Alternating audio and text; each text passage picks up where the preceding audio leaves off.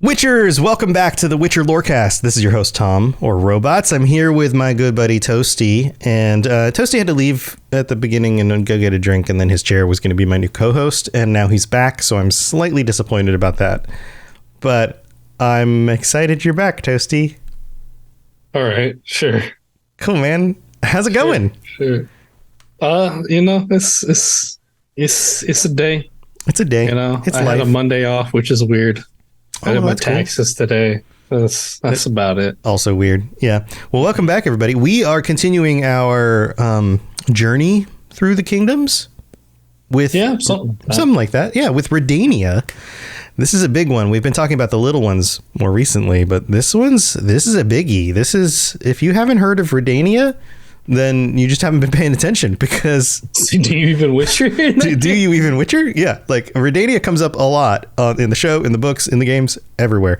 So I know we've got a lot to get into, Toasty. Where do we want to start with this? So brief rundown of it's kind of the setup here, like we usually go through. So its status as a kingdom run by a hereditary monarchy, which of course is the Redanian monarchy. Mm-hmm. Their heads of state, the king or queen regent, the regency council, the chancellor, commander-in-chief, field hetman of the crown. So those are the different titles, like descending, but then you have you have the council directly underneath the king or queen. So it's almost like a parliament. Sort of like a parliamentary monarchy. Yeah, it's kind of got a little bit of like, okay, at least the lords and the people who have some money have some say in things, but they still don't actually have authority. The king or queen does. Yeah, well, we'll get into that with the societal makeup of it when we get to that portion, because this is a little bit different compared to other places, as you might imagine. They, of course, have the Royal Redanian Army for their military branch and the Redanian Secret Service. A lot of people, that's probably the Secret Service that people are most familiar with as far as The Witcher goes. Capital is Tredagor, although probably some more commonly known cities, Novigrad, of course, the Free City, and Oxenfurt, I almost said the Nerd City. The Nerd City? It's got like the massive, like the Oxenfurt University. Okay. Because they got like the big, the big like academic structures in Oxenfurt.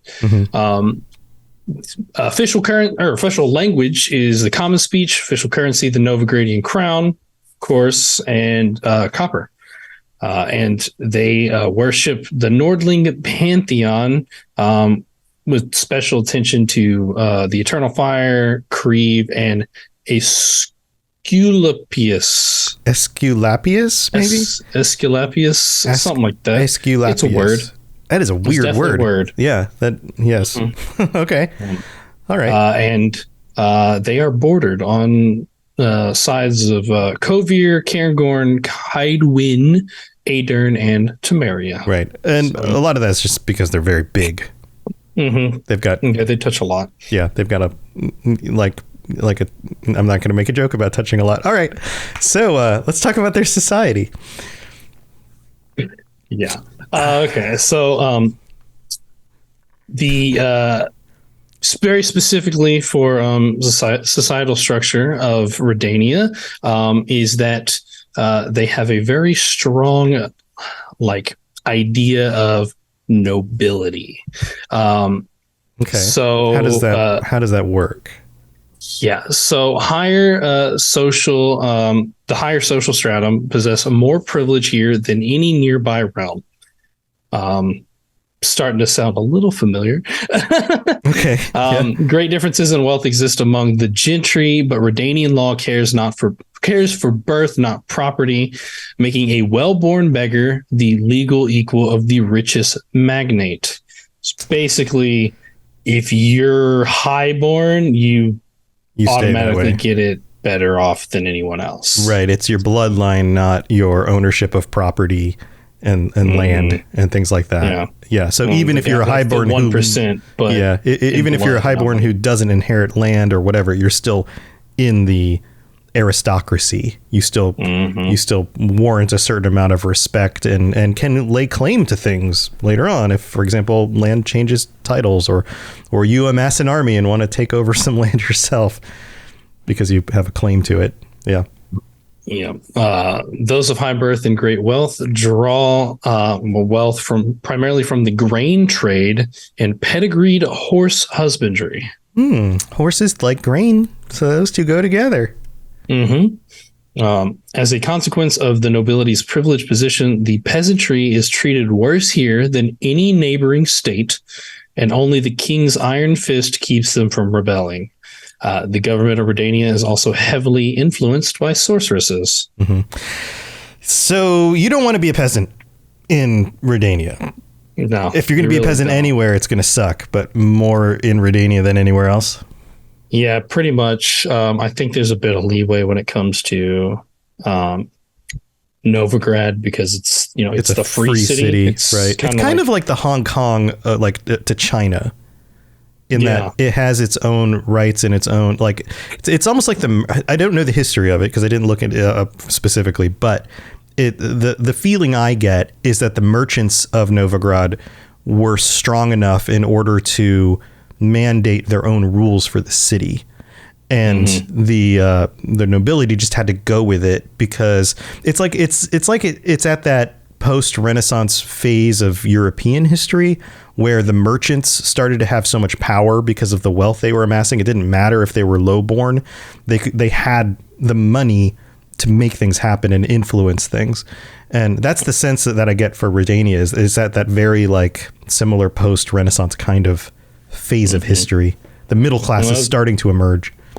Yeah, as we know, all the big banks are in Novigrad, so like it is run, like the financials are run there. So you kind of have to be careful with that, lest it become somebody make off with it, So yeah. So you mentioned they've got they're a little bit more religious. I mean, not everywhere noted specific gods or a pantheon that they worship, but the Redanians seem to keep to at least this I don't know, the eternal fire. Like what's the deal with that? Yeah, so as we know, and just like it's kind of a prevalent theme as far as with how like the books were set up, and then we see it a lot in like The Witcher 3 because of course we spent a good fair amount of time in Redania. And like Novigrad and stuff, but we do see that the eternal fire is kind of like the head religion of this place, worshiping the eternal fire and basically processing faith through the ideas of what flame can do, purifying things through fire. That gets into obviously a very like big dynamic later on with The Witcher 3 and how Redania's how the king is with prosecuting those that have magic and purifying them through flame, like the very Salem witch trials, burning them, purifying them through flame, which is just an excuse to kill them and burn them at the stake. Yeah. So isn't the Eternal Fire also a U2 album? I think they might also worship Bono in Redania because of his elegant U2 was like slightly before my time. So, I mean, they were big in the 80s and 90s, so yeah. But I think they have an album called The Eternal Fire. Anyway, okay. But yeah, we see this in the games, especially the time period that we are at the games where they're burning mages. You don't want to be a mage in Novigrad. Yeah, and you have a very like the whole like it's the church of the Eternal Fire, right? But it's more like the cult of the Eternal Fire with like how they have the attitudes towards it. Like those that believe in it are very like they believe in it really heavily. And I mean, even to the books, we get the story of Dudu with the leader of the Church of the Eternal Fire, or the leader because he ends up being he ends up being a Doppler himself. So, right. So wait. So you're saying that in this fantasy world, there are fake leaders of religious groups that are doing it for their own benefit? Yes. That has nothing. That's nothing like reality. Oh yeah, totally. Somebody's gonna write me an email. I'm not saying all religious groups are corrupt. I'm saying that throughout history, many times throughout history, people have lied and cheated and stolen their way into leadership of powerful groups, including the church. So this is where we get the one comment. It's like, why you got to go and make our games like political and religious? Right. And why you got to make it political? And it's like, because they're drawing on real world politics. I was like, this is The Witcher, bro. Like, can you tell it's political? Right. The same way that the monsters draw from real world stuff. And we talk about that in every Bestiary episode. The storylines, the characters, the kingdoms, like the religion, all of it pulls from real world influence. All of it. And it makes it more interesting to see the parallels. Yeah. So, and of course, that branches out into like many different traditions as far as, like we do see them. They light the fires across the city and have to keep them lit at all times. It is the eternal fire. It needs to keep going at all times, of course. That's the whole point. Mm-hmm. And then leading to other things like burning different idols and symbols of things. Like example on Savoyne, Redanian children burned figurines of Falca on bonfires, and kind of as a reminder of Falca's rebellion. Right. It's like a religious holiday kind of event. Yeah. So. Okay. So outside the church, we also have the military. What do we know about the military? So one of the big things for the military is their cavalry, because Redanian steeds are unsurpassed. So they have such a high level of like horse breeding that they have the best cavalry in the entire continent. So they're like the Tennessee of the continent. Yes. Or Kentucky? Is it Kentucky that has the? I feel like it's Kentucky. Kentucky. Right? It's more Kentucky. The Kentucky Derby. Yeah. Okay. More Kentucky. They're like the Kentucky of. We're just gonna call Redania Kentucky from now on. Yeah. And the country's nobility fills out most of its ranks.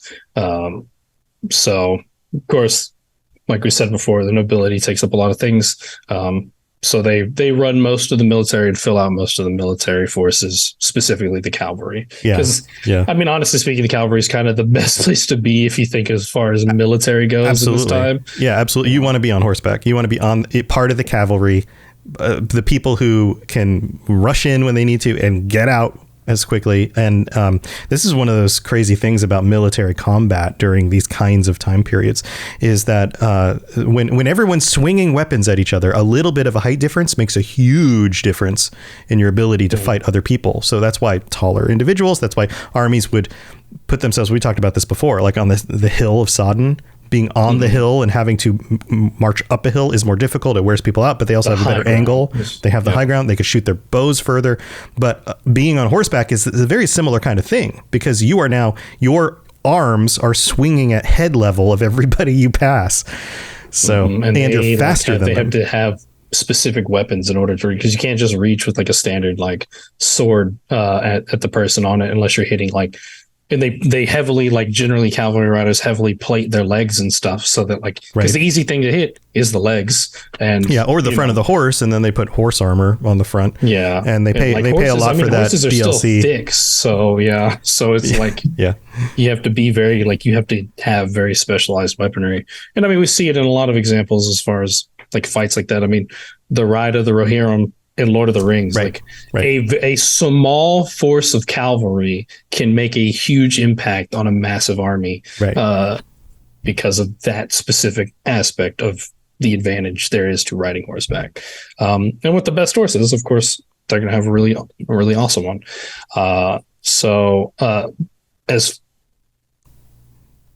Sorry, back to the notes. Back to the notes. So that's the military side. The military is known for their cavalry and that type of warfare. What about like the intelligence? Is there? So Redania also possesses the best intelligence network in the world. So like they're like the CIA of the continent. Yes. Sort of. Putting a lot of faith in sort of. No.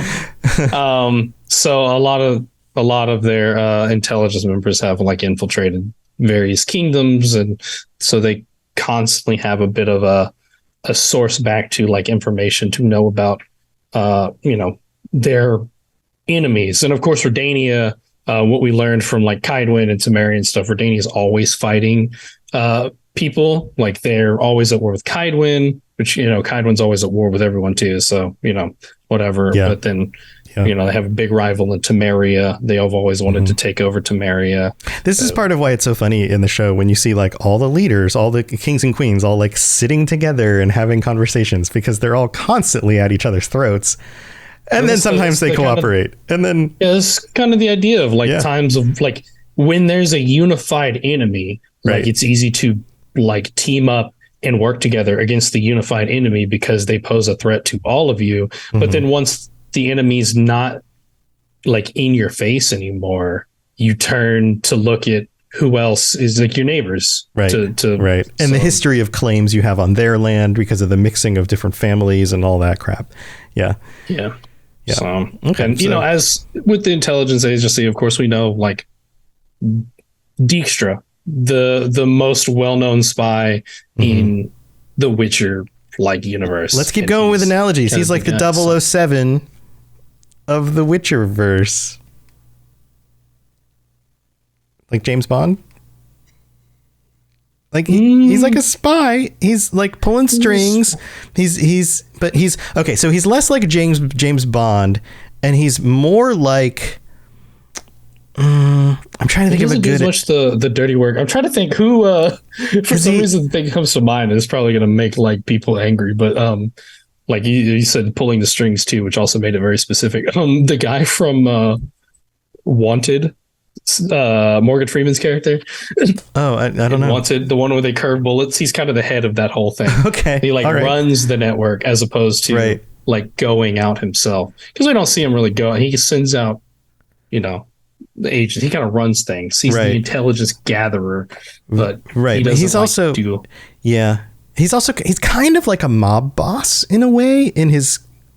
I don't know. He's got that like imposing, he's a big imposing guy. He's got like this no tolerance for anything, like that kind of thing going. Like if in Game of Thrones, if Varys was a total like mob boss personality, right? He's got his fingers everywhere. He knows everything that's going on. He's got the ear of the king, but he's also a total douche at the same time. So like Littlefinger? So kind of like Littlefinger, except more imposing. Littlefinger's kind of scrawny and like slimy.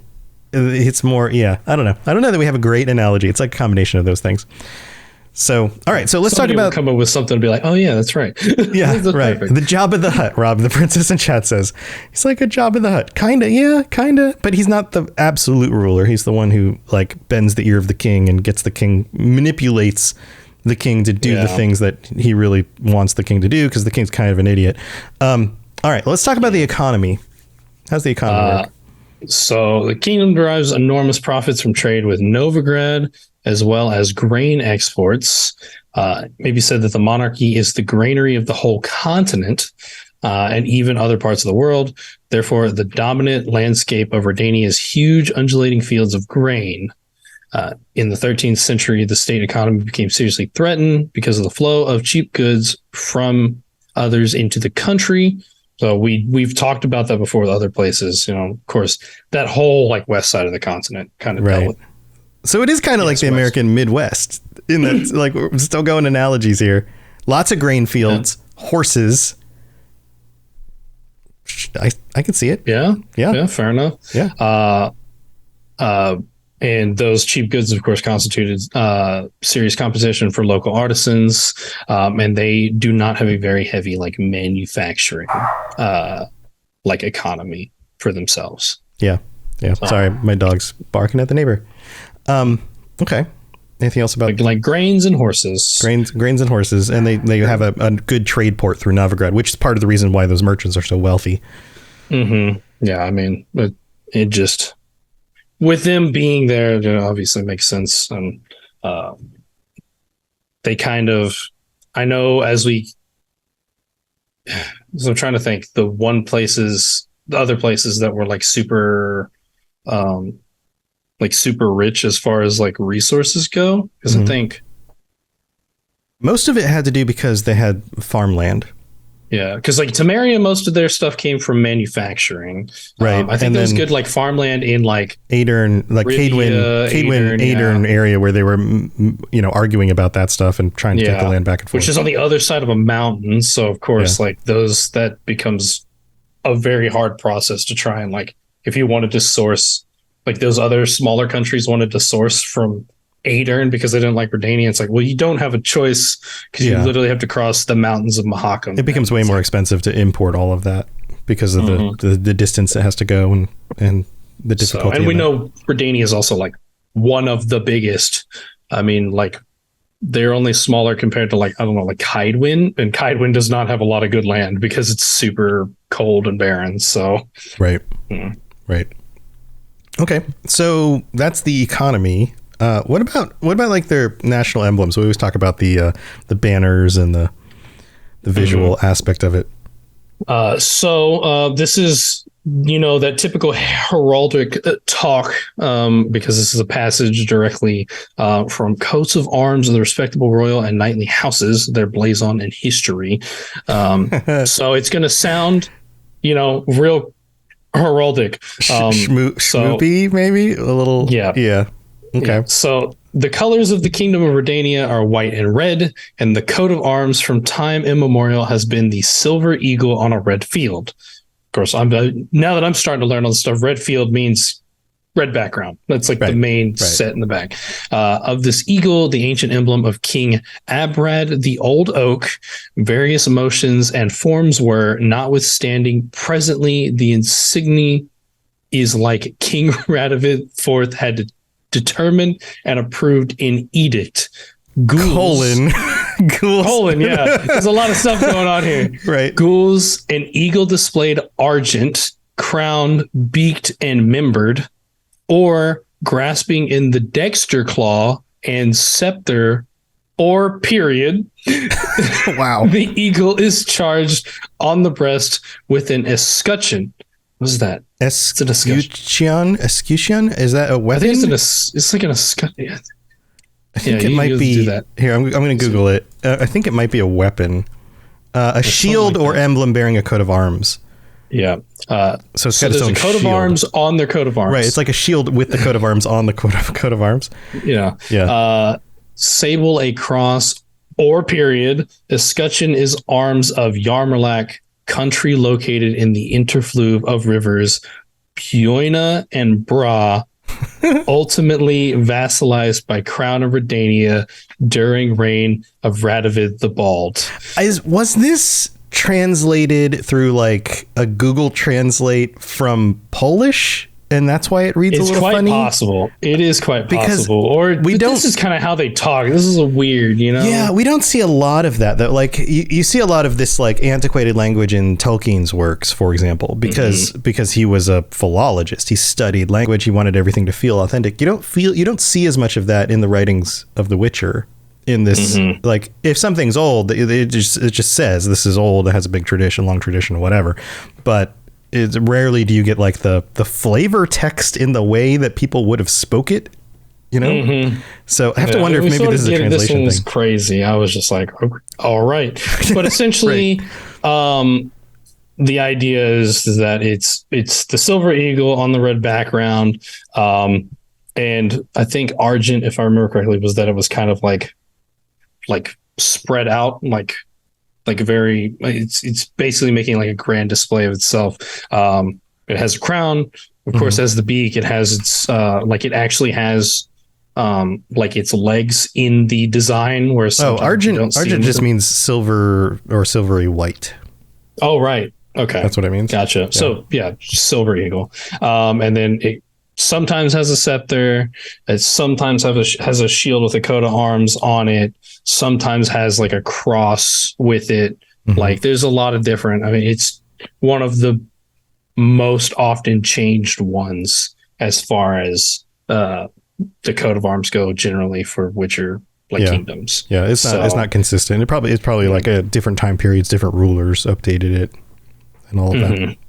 So yeah, so that like I said, it's incorporated and taken off many. Sometimes they have different number of heads, different accessories, different, like the crown there, not the shield with coat of arms there, not other things added. It just constantly changing. Which me too. I don't know, me too. Aren't we all? That's true. So it's fact. That's true. That is. I mean, that's true. That's true. All right, cool. Well, tell you what, we're going to take a quick break and thank our patrons, and we will be back to talk more about the history of Redania. So don't go anywhere. Very well. Let us get this over with. Something has infested my vineyard. Mm-hmm. Great. Let me go prepare my something oil then. So this is the part of the show where we get to thank our patrons for being super awesome. We don't have any new ones to shout out this week, but we do have our higher vampires, Ben of Temeria and Jared M, supporting the show. So thank you for being our tier 5 higher vampires, and thank you to all 12 of our other patrons for supporting. If you would be interested in checking out the new shirts/sticker designs, they are up on the Patreon site, patreon.com/Witcher Lorecast. You can check out the different stuff you can get. If you sign up now, every 3 months, you'll be getting a new shirt or sticker, depending on if you're tier 3 or tier 4 or higher. And of course, there's other stuff as well, ad-free episodes, all sorts of other things. So go check that out. And we are in the middle of March already. Toasty, how does the time go by so fast? We're 2 weeks away from our next patron episode. So if you'd like to join us for that as well, sign up as a tier 4, and we'll be doing that on Monday the 27th. So that's coming up pretty soon too. Also, if you'd like to leave us a review on Apple Podcasts, a 5-star review with a bunch of words, we'll read it out on a future episode of the show. Plus, you can just drop us ratings on Spotify or whatever other platform you're listening to us on. All of that is extremely helpful. So thank you to everybody for your support. Let's move on with the rest of the show. You smell of death and destiny, heroics and heartbreak. It's onion. Right, yeah. So let's go back in time, Toasty. Let's go back to the ancient world. The early era of humans. I guess we should just say humans on the continent. Yeah, very early. So back in the ancient times, Redania was first settled by the Dauk and Wosker people before the first landing. Specifically, the Jellabal region and the Nimnar Valley, according to a classification by the historian Arnelius Grock. So this is like the one little bit of information we have about this, like ancient times, and it's just like these name drops without any other explanation for them. We got a little bit of information about them. Surprisingly, yeah, we do have a little bit of stuff. Tiny bit. Like this is like a little baby section of like, here's a little bit of history. Okay. So we know something about the Dauk, Dauk. Yes. UK. So Dauk, and this kind of is, again, relating to the real world with more like how we perceive ancient civilizations and stuff, because that's what this was comparatively to the current time of The Witcher. So they did have their own language and writing system, with the writing surviving on menhirs, which are tall spire-like stones. Okay, so like writing, right? Yeah. So they still have an example of the writing due to things being carved in stone, kind of like hieroglyphics or Sumerian writing, things like that in our own world. Yeah, and these are still being studied and deciphered. A notable person who did that is Eltebald, who was delving into the curse of the Black Sun from these writings. So we see the curse of the Black Sun is originating from these ancient civilizations. Way back when. Okay. Yep. Okay. And that was the curse about the princesses? The princesses born under the eclipse. Right. They were, horrible monsters or whatever. Right. So, similar to how other human groups lived before the Nordlings introduced feudalism to the north, the Dauk were nomadic, as they discovered agriculture, evidenced by their worship of a goddess of harvest and fertility and a guardian of farmers and gardeners, which is specifically is not Melitala for the goddess of harvest and fertility. It's one like Melitala. It has the same domains as her, but it does not specifically is not her. Right. But maybe the ancient inspirations that led to Melitele as a goddess. Right. You see this in our own world. If you go back to the Middle East in ancient times, every culture had their own version of a weather god or a harvest god or a whatever. And sometimes there were overlaps in certain things. And of course that all evolved as time moved on. So very similar to that. And so, but yeah, as they discovered agriculture, that's when they began to settle down, build these menhirs that they documented their history on. Apart from the goddess similar to Melitele, they prayed to two deities regarded as precursors to Coram Agtera and Veopatis by scholars. And then menacing a Lilith also had her place in their midst too. We should, we don't have the time in this episode, but we should go into all of these strangely named gods in future episodes and dig into like who they are and why people worship them. Lilith, I will just say specifically for Lilith in this, the context of her being so important is that they believe that those like born to the curse of the Black Sun were descendants of Lilith herself. And that's why they were these awful monsters, because she was like kind of this dark goddess in a way. It's kind of similar to having like the bloodline, the elder bloodline. Like you came from a source, that power is now carried through your lineage. Yeah. And of course we know something happened because Renfri was immune to magic. So yeah, Renfri was legit. There was something going on. Yeah. So alongside the Wosgar, the Dok are counted among the most ancient humans on the continent. Arriving immediately after the conjunction of the spheres, they settled between the Dragon Mountains and the Gulf of Praxida in nowadays Narok, Talgar, Hingsforce League, Jellibal, Nimnor Valley, and went up to Velhad, which lies in the cold far north. So they spread out pretty far in the continent. That's what I gather from that. Like it's a lot of weird names, but it's like the northern section kind of broadly. Their contact with elves and dwarves must have been limited, as most non-humans associate the dawn of the human age with the first landing. So not a whole lot of records there to say, like we had humans beforehand, except for these. So, what led to their extinction is unknown and greatly disputed by historians. One theory holds that they were gradually assimilated by the Nordlings when they showed up. Yeah, that's kind of the way things mostly go, is that eventually everybody just kind of intermarries or whatever. And then one culture becomes the dominant one. So we also know a little bit about the Wosgar as well, who are a different people. Yeah. Though much of them is unknown as well, it is said that the Wosgar resembled the Nordlings in appearance, though were easily distinguished by beards, clothing made of skin, and a more dirty appearance. Like the other, like the dog, they were also nomadic. I wonder if so maybe the other group didn't have beards, or they were just known to fashion beards. Like they were more likely to wear beards as a fashion. It could be one or the other. Also, skin clothing, like were they wearing leather made from animals' hide, or were they skinning their enemies and making clothing out of their enemies? Up to the interpretation. I figured the point of saying skin clothing probably makes very specifically that it's made out of skin. Yeah, it's not just leather from like animals. Yeah. Although they did have a bit more of contact with certain things, which I'll get to in a second. They, of course, also had their own language and runes that survive. Instead of like the menhirs, they have them as like tombstones in specifically their necropolises, which are studied, which also contain information pertaining to the curse of the Black Sun. So both of these groups can attest to that being seemingly a real thing. Yeah. The Wosgar prayed to deities similar to Coram Agtera, Veopatis, and Melitele. However, the primary figure in the Wosgar beliefs was the goddess of war, Lilith. Okay, so Lilith comes back up. Yeah. According to the tales, they used to offer her blood sacrifices.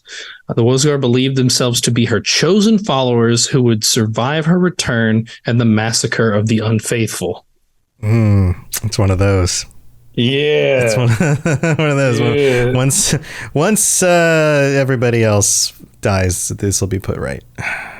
Yep. Yeah. So, yeah, kind of rough. A bit of I think, a darker aspect compared to the Dalk, who were just, living their lives farming. These guys were sacrificing their enemies, using their blood in the rituals and wearing their skin as clothing. So, yeah. One of these two groups seems like much more friendly than the other. Yeah.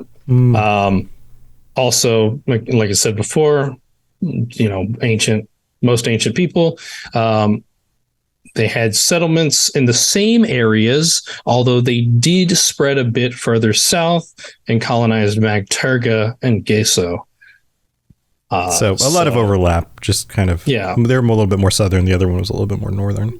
Yeah, they did. Well, they spread out as far north as the others, but they did actually go further south, which probably is why they had a bit more involvement with these next people. They didn't engage the non-humans very often, but some scholars speculate that there were wars between the Wosgar and the werebubs. Oh, the werebubs. Maybe they're wearing werebub skin.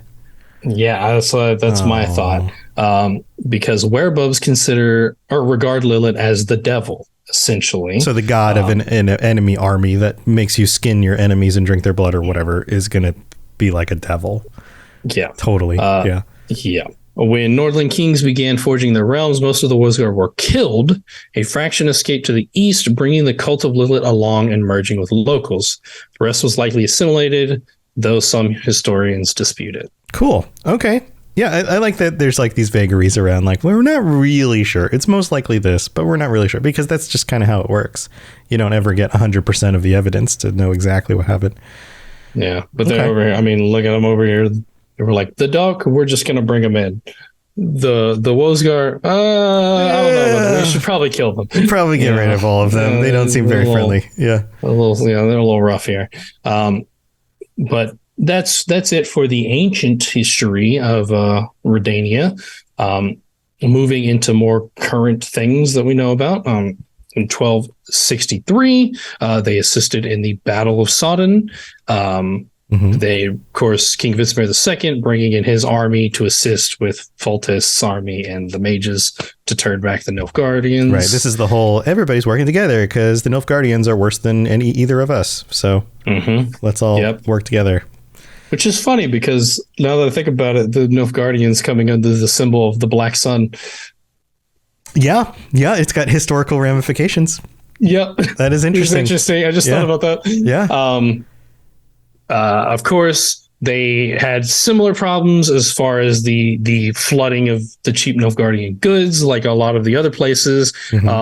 They did impose, unlike Foltest, who, was like, I can't piss off the merchants.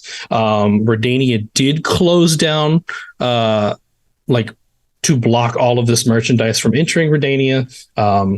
So that then, of course, had a bit of a cascade of an effect, because they don't manufacture their own goods. Like you said before, they are, grain and agrarian. horses. Yeah, agrarian and trading. Yeah.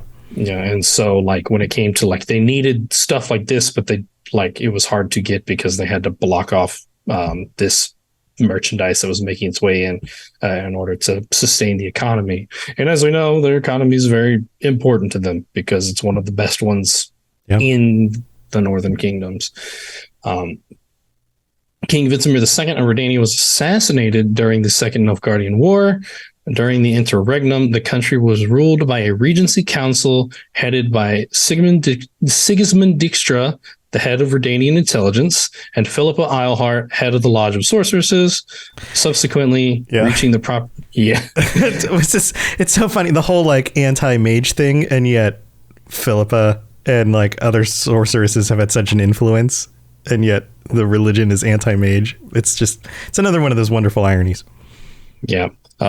Subsequently reaching the proper age, the country passed in the hands of Radovid V, known as the Stern. So is this assassination the same as the event that we see in The Witcher 2? Witcher 2, yeah. When So that isn't in the books. This section is only from the games. But assuming that that where the books leave off, the games continue it on.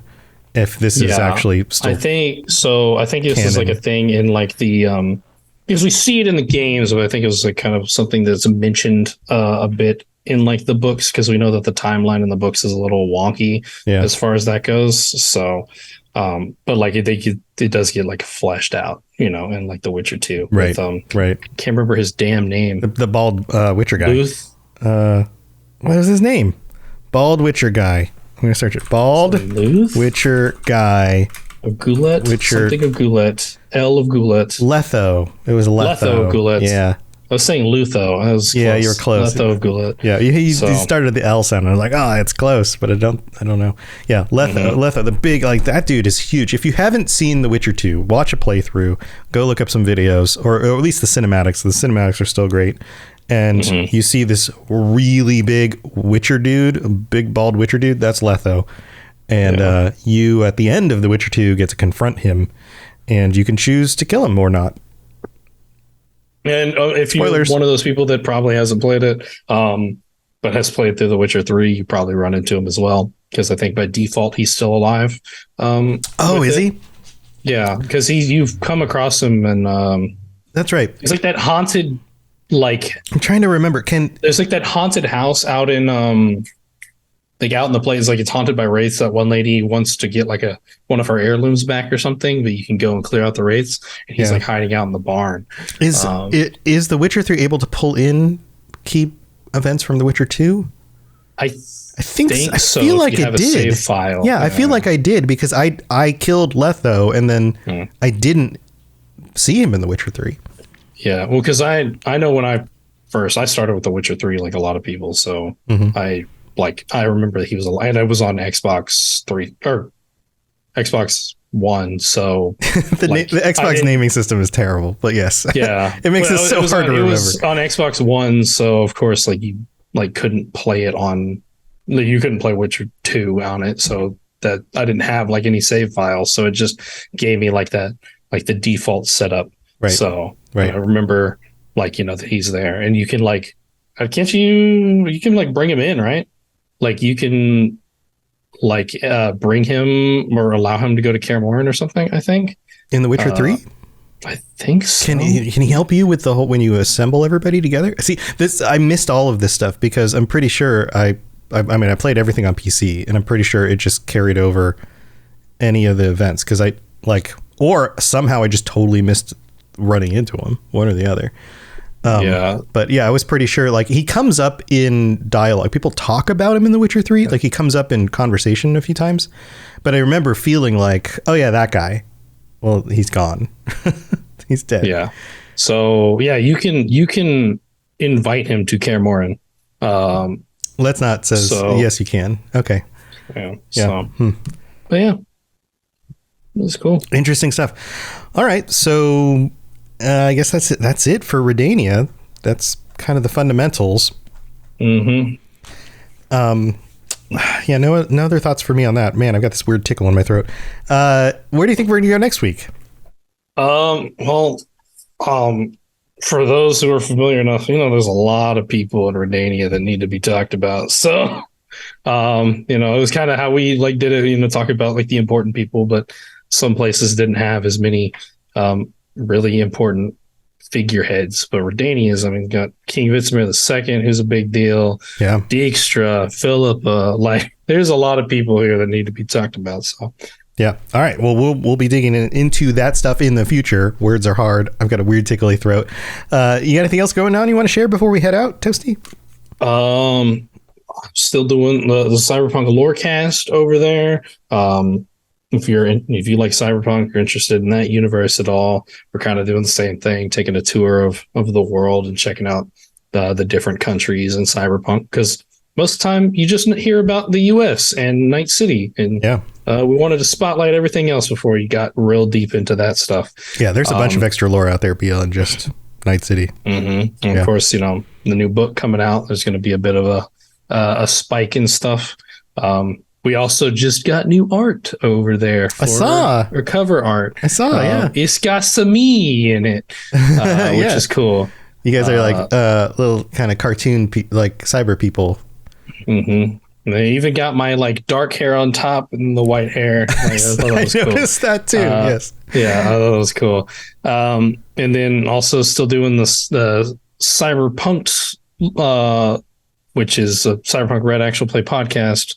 Cyberpunk 'D, do with the Fumbling for an Almighty Grit group over there. So. Nice. Go check that stuff out. There's links at robotsradio.net if you're just looking for ways to check that stuff out, or any of the other shows that I do. Lots of awesome stuff to check out at Robots Radio. And we will be back next week. We'll be talking more about Redanian individuals. Maybe we'll talk about Dijkstra, because he's quite the character. Mm-hmm. Quite the guy. So stay tuned for that stuff. Have a wonderful week, and we will see you next time. Thanks for tuning in, everybody. Chat. Thanks for being here. See you guys later. Thanks for tuning in to the Witcher Lorecast. We'd love to hear about your experiences with the games and the books and the TV series and all your thoughts on everything.